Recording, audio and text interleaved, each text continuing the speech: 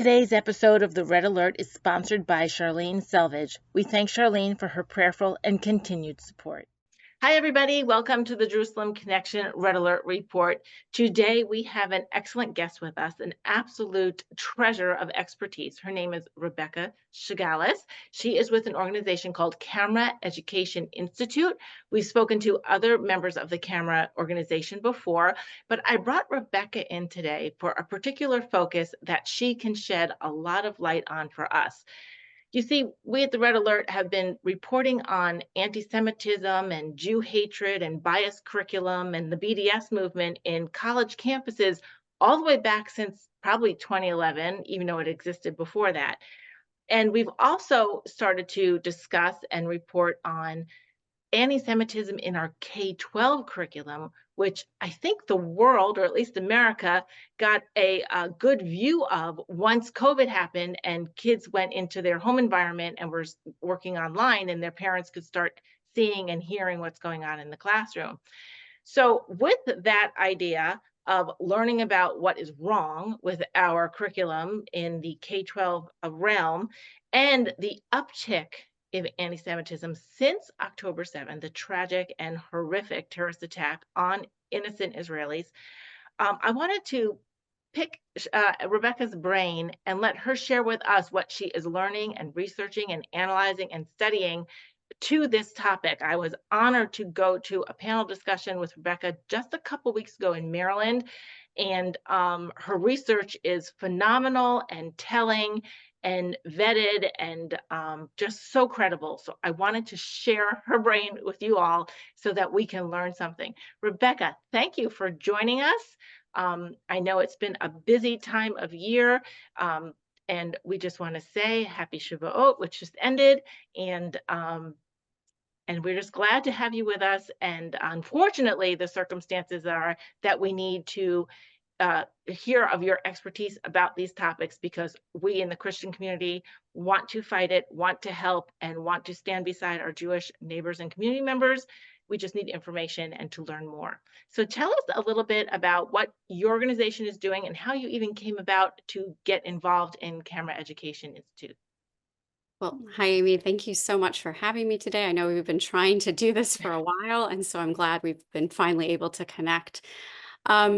So I actually am a former high school history teacher and division manager. And so I come with a background in education, teaching high school students for a number of years.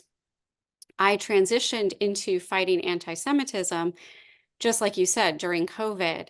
As many parents started to become aware of what was actually being taught in their child's classroom, we in Northern Virginia became aware of a number of anti-Semitic incidents, in part because we had a school board member uh, call Israel an apartheid colonizing state. And she did that about 3 years ago when Hamas was firing rockets into Tel Aviv. And so in the process of meeting with parents, we learned about all of these incidents that had been ongoing for years that parents had shared with school administrators and were essentially ignored. So parents and I organized, and we filed a Title VI complaint through the Zionist Organization of America, ZOA, that was open for investigation, but it's an ongoing investigation. It's been over 2 years now. So that gives parents a sense of how slow this process is when you file a Title VI complaint. Since that time, because of my background in education and in history, I got more involved in going into the schools and advocating for parents, and that has segued into this kind of second career now, where I'm fighting anti-Semitism professionally. And so I work for CAMRA, which is the Committee for Accuracy in Middle East Reporting and Analysis. CAMRA is a 40-year-old media watchdog that has been fighting the anti-Israel narrative and biases and inaccuracies in media coverage on Israel. On the education side, what we do in the Education Institute is very similar. We monitor and expose the anti-Israel, anti-Semitic information that is being pushed in our schools, in curricula and in teacher trainings. And you're talking about public schools. You're not talking Uh, about, I mean, it also is probably I know it is in private it's in schools, but both. It's in both. Obviously, public schools make up the vast majority of what we Mhm. do, but it's certainly happening in private schools as well. And there's some different complications that come with that because private schools, if they're not taking any federal funds, then they're not, covered by Title VI obligations and requirements. So, there's kind of different procedures and Mhm. advice that we give to parents when we're talking about public schools versus private schools. But we handle both. Now, just to talk about how you sort of got involved in this when you saw what was happening during COVID, and I've heard this myself. I just want to confirm it or hear what you're hearing. I have heard of a lot of Jewish families, Jewish students who say this, that, or the other thing has happened, and not since October 7th, and not even since COVID, but before that. And the idea is, but I didn't report it, or I reported it, nothing happens. Is that part of your effort? Beyond the Title IX filings, is there any effort to say to individual schools, whether it's the classroom teacher or the principal or the disciplinary function at that local institutional level, is there anything you've seen in there as far as the lack of response, or is there a response, or is it getting better, or what are you seeing? Right. So it's very complicated and it varies school to school. Um, what we saw first in Northern Virginia, where we, kind of began our mission here. This was at the grassroots level because I also run a grassroots group, here in Virginia that goes into schools, outside of my camera work. But what we were seeing at first, and really for a long time, was just a complete lack of responsiveness. That schools were handling situations when they involved other issues of hate bias, in some cases radically differently. That there would be a public statement. Maybe the school administrators would bring students together to talk about these issues in the auditorium, but there was some sense the school was stating to their students that this is not tolerated. This is not Mhm. what we as a school stand for and are going to allow, students to behave in such a way.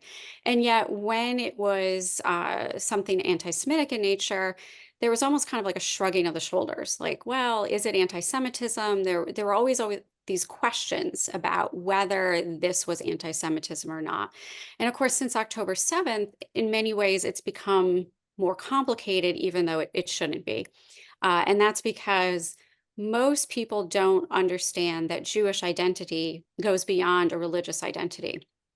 Jews see themselves, that we are a peoplehood, that we have an identity and a connection to Israel, to Zionism. It goes all the way back to the Torah, and but it's, who we are as a people, and that component of it is what administrators and teachers can't understand. But from my experience and lots of conversations in schools, I also see that there doesn't seem to be a whole lot of motivation to understand it either. Right. Um, and that's the part that's very concerning, because what we have seen in the years that I've been doing this work is that there's a lot of lip service of we're still learning and growing, and at some point the learning and growing needs to And we need have a lot to learn from the last century in Europe. right, We have a right, whole wealth of data that we can learn from. right. We So, know we know what happens. I think unfortunately with anti-Semitism, we're often, even from our Jewish organizations, we're often fighting the last battle, not looking forward to what anti-Semitism is today, how it manifests today, because one of the central features of anti-Semitism is that it changes. So whatever is most hated in society at that time, that is what Jews will be, accused of and targeted with. And so what it was under the Nazis is not what it's going to be today, right. even though they will use much of the same language and Mhm. symbolism that we saw in the 1930s and 40s. So as you explore what and gather the information, as you talk to parents and families, and did you find, so when we talk about the idea of tolerance and this a progressive society and everybody, needs to be accepted, and you can't hate any group for any reason. That's all valid. Um, it seems to me that the the teachers will actually take that line in the classroom, like whether it's the African American community or the Muslim community, and any identity or ethnicity. There's this understanding that everybody seems to agree on that you can't have a hate or a bias or prejudice or bigotry, even identity issues that aren't with ethnicity and culture. But at the same time, when you saw incidences of hate on school grounds that targeted an African American student or somebody from the LGBTQ community, there was from the leadership, from the teachers and the faculty and the staff, this universal assumption, correctly so, that this is wrong. But what I'm seeing from anti-Semitism, and you can comment or correct me, that there's two places it comes from in the school campus. There's the stuff with the students, which can be a teaching moment. You can do a corrective, and you got them when they're young. You can illuminate what's going on and what's wrong. But the other issue is it's coming from the pulpit in the classroom sometimes, or the book they're reading or studying. Right. And so how are you addressing that two-tier kind of hate, whereas other communities are just kind of dealing with the ignorance at the young people's level? Right. Well, you referenced, coming from books. I wish they were reading books, and that probably is one of the problems, larger problems we're seeing in schools, is they've moved away from actual textbooks and classics in literature, and so a lot of what we're seeing is this kind of self-curated curricula that schools and teachers are bringing in. But to your question, if we look at what's happening in schools, there is, student behavior issues where students are engaged themselves in anti-Semitic behavior. And before October 7th, most of that was manifested in terms of white supremacy. We still have that, but obviously after October 7th, it has, grown exponentially to include identifying with Israel and targeting Jewish students in that regard.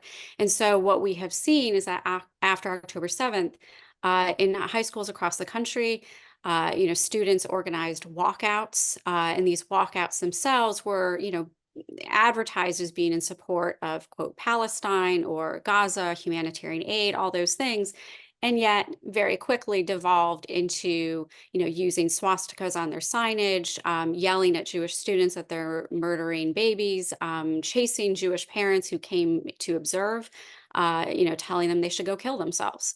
So, so we have the student behavior issue, and related to that is the lack of accountability that administrators are holding these students to. So when it involves, Zionism in Israel that's targeting Jewish students, we're not seeing the same kind of disciplinary measures, meted out that we would perhaps in other kinds of incidents. So there's a disparity there. Then the larger problem that we're seeing across the country, and in some school districts, it's enormously severe and alarming, is that it's kind of a top down, but it's also a bottom up, where you have, the school district itself has moved towards, anti-racism, critical race theory, equity initiatives, and they've done it in such an extreme way that, I'm looking at one school district, for example, that for their curriculum in social studies, for every grade level, uh, in every quarter, every marking period quarter, they have one unit on anti-racism, social justice activities. So it's not even just throughout the curriculum. They even stop, now we've studied the Civil War and Reconstruction. Now we have to do something specifically on anti-racism. Wow.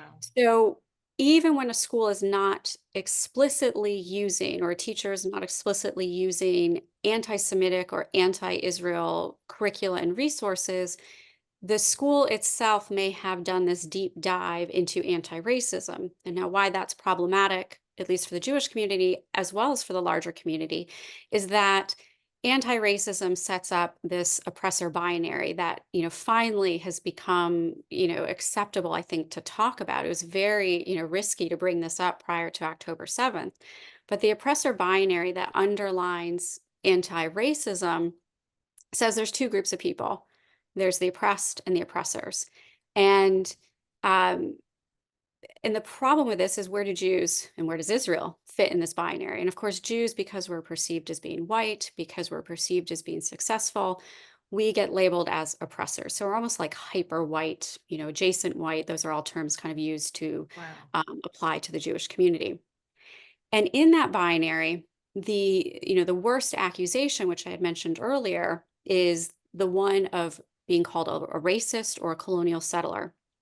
And so in the narrative of Israel's history, then, even though Jews have had a continual presence in the land and pre-existed, the other groups that are there today as well, what we have being rewritten is this idea that somehow Jews are white and they came as colonial settlers after the Holocaust, when the world was sympathetic to the Jewish plight, and so the Palestinians are victims of of this situation.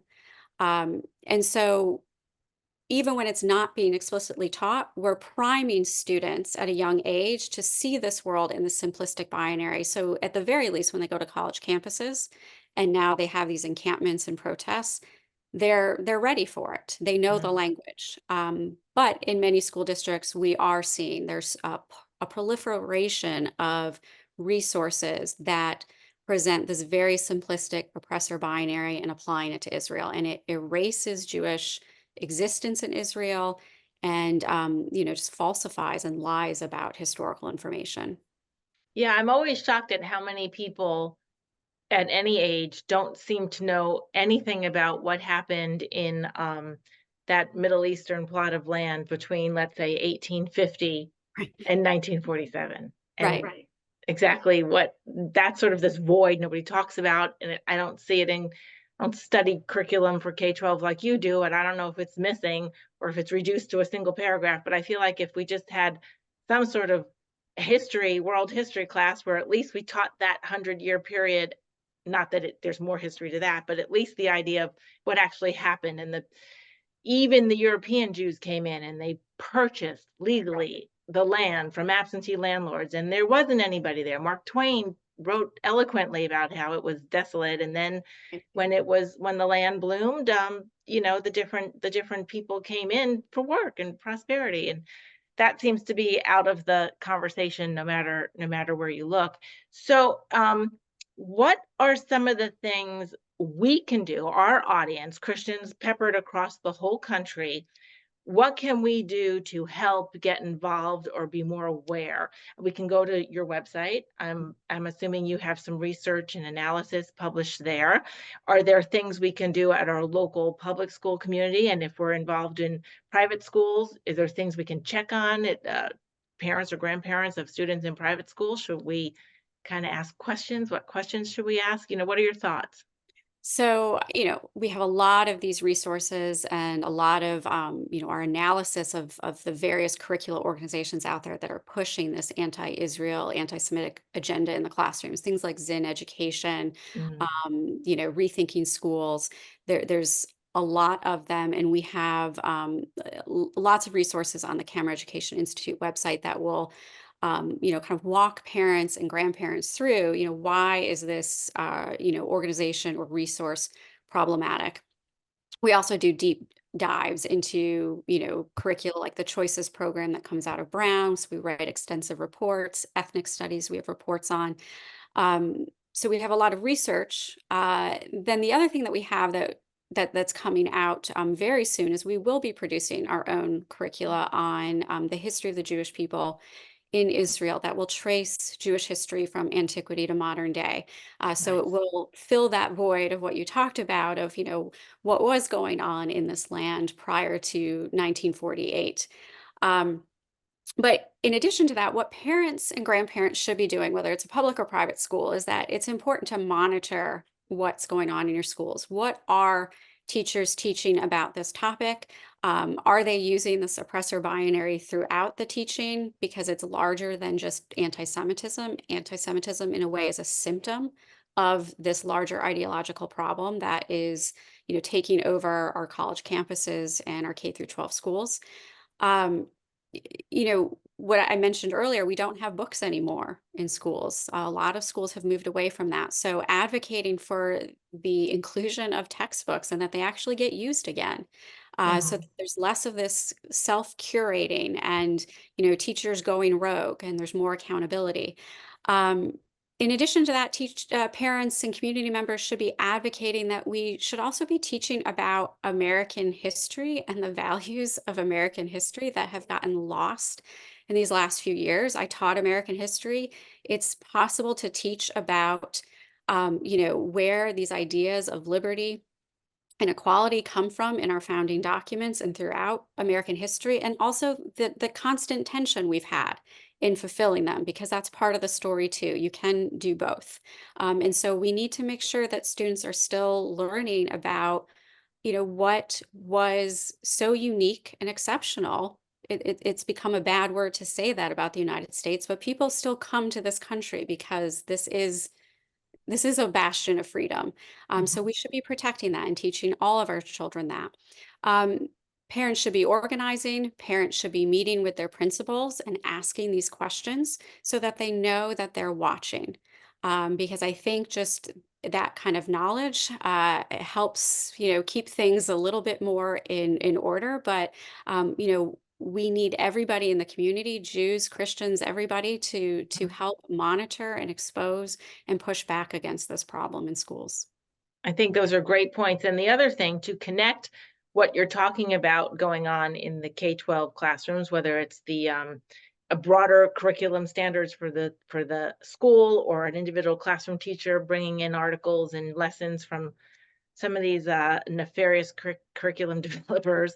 Um, we need to connect the fact that because the problem in the colleges has been going on for, in my opinion, over 25 years, that is from where we get our K-12 teachers. So what we're teaching all these, I mean, when I looked over the last few weeks of what's been going on in college campuses, and those are our future lawyers and doctors and accountants and engineers and bridge builders, let alone school teachers, it makes me very nervous. And I'm praying that those images on the news are just, hopefully, God willing, a tiny minority of the rest of the population, but they are getting indoctrinated, so to speak. And there's a lot of ignorance with the K-12. I know K-12 teachers that were just, okay, I'm for Israel. I know Israel is not wrong in what's going on in the last 5 months, but they didn't have anything to say back, especially at the high school level. These high school kids can, they learn stuff on TikTok and they watch the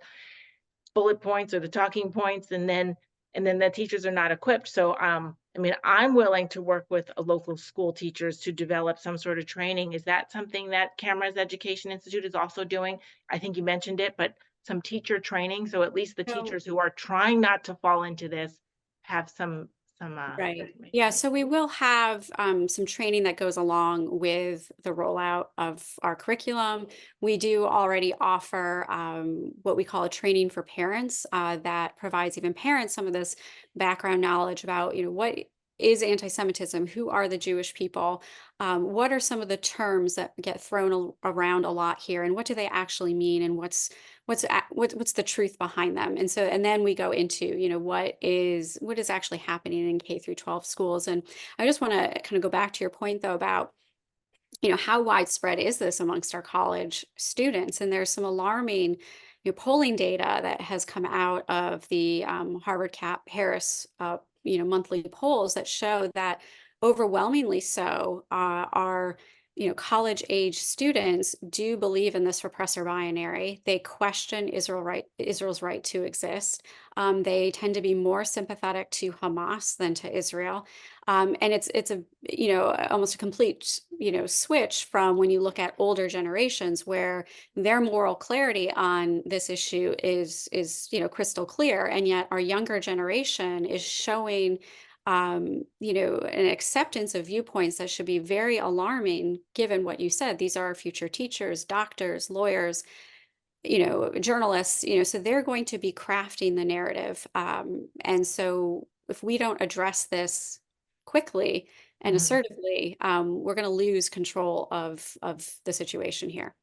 Yeah, I think a lot of our viewers will agree what you're saying. It's the lack of the moral framework, the lack Mhm. of the shared Judeo-Christian values, even if you're not someone who practices the faith, to recognize that this is a value set, a framework that is to the benefit of all its citizens, not to its detriment. That's part of teaching American history for sure. So can we I know that I get the camera weekly emails and I get peppered a couple times of the week, depending on what's going on, how busy the institution is, where there's a lot of free seminars or webinars. Some, once in a while they're in person, once in a while, oftentimes they're online. And I would like to encourage our audience and school teachers or our audience members who have good relationships with their school teachers who are trying to learn more. You don't have to wait for a book to come out.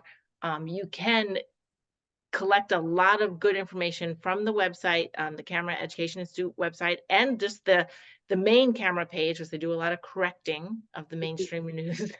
And at the same time, you can catch some of these webinars that are just always um, sort of paneled with people just like Rebecca. They're experts in the field. They've done the research. They are professional researchers, not just pulling stuff off of social media.